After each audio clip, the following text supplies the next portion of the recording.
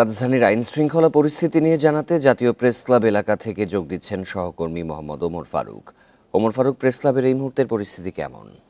প্রিয় নম্বর সেট করে বিকাশে সেন্ড মানি করুন ফ্রি। দেখুন, বৈষম্য বিরোধী ছাত্র আন্দোলনের এক দফা দাবি এবং অসহযোগ আন্দোলনের যে কর্মসূচি ঘিরে কিন্তু রাজধানীর বেশ কয়েকটি জায়গায় ঘুরেছি। এই মুহূর্তে আমরা প্রেস ক্লাবের সামনেও আছি। সকাল থেকেই যানবাহন চলাচল স্বাভাবিক রয়েছে। তাছাড়া গণপরিবহনের সংখ্যা কিন্তু আমরা কিছুটা কম দেখতে পেয়েছি। বিশেষ করে প্রেস ক্লাবের এই জায়গায় কিন্তু প্রচুর যানবাহনের চাপ থাকে। এখন পর্যন্ত কিন্তু এই প্রেস ক্লাবের এই জায়গায় কোনো যানবাহনের চাপ আমরা দেখতে পাইনি।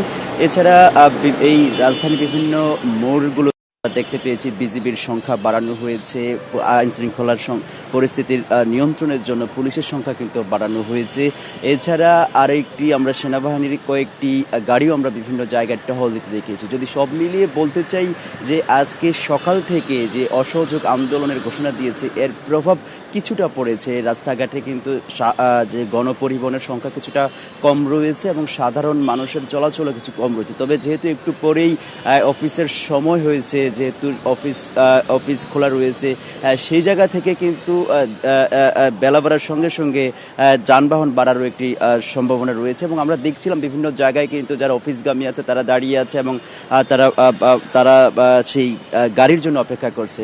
তবে আরেকটি বিষয় জানিয়ে রাখি, বিভিন্ন জায়গায় আজকে যেহেতু অসহযোগ আন্দোলনের ছাত্ররা নামার কথা রয়েছে, তবে আমরা এখন পর্যন্ত কাউকে দেখতে পাইনি, কোনো জায়গায় দেখতে পাইনি। প্রেস ক্লাবের সামনে ছাত্র পরিষদ সহ কয়েকটি সংস্থার সংবাদ সম্মেলন রয়েছে, তাদের আন্দোলন করার কথা রয়েছে। আমরা এই জায়গায় আছি। এখন পর্যন্ত পুলিশি আইনশৃঙ্খলা বাহিনীর অবস্থান আমরা সব জায়গায় দেখতে পেয়েছি, কিন্তু আমরা ছাত্রদের বা বৈষম্য বিরোধী ছাত্র আন্দোলনের সাথে যারা সম্পৃক্ত তাদের এখন পর্যন্ত দেখতে পাইনি। তবে তাদের সাথে আমাদের কথা হয়েছে, তারা বেলা 11টার পর বিভিন্ন জায়গায় তারা অবস্থান নেবেন। এর বাইরেও আজকে কিন্তু আওয়ামী লীগের জমায়েত রয়েছে, তারাও কিন্তু বিভিন্ন অলিতে গলিতে অবস্থান নিয়েছেন। সব মিলিয়ে যদি বলতে চাই, এখন পর্যন্ত রাজধানীর পরিস্থিতি খুবই স্বাভাবিক অবস্থায় রয়েছে। সাধারণ যানবাহনের সংখ্যা কিছুটা কম, ব্যক্তিগত যানবাহনের সংখ্যা কিছুটা কম। এই ছিল আমার কাছে সব।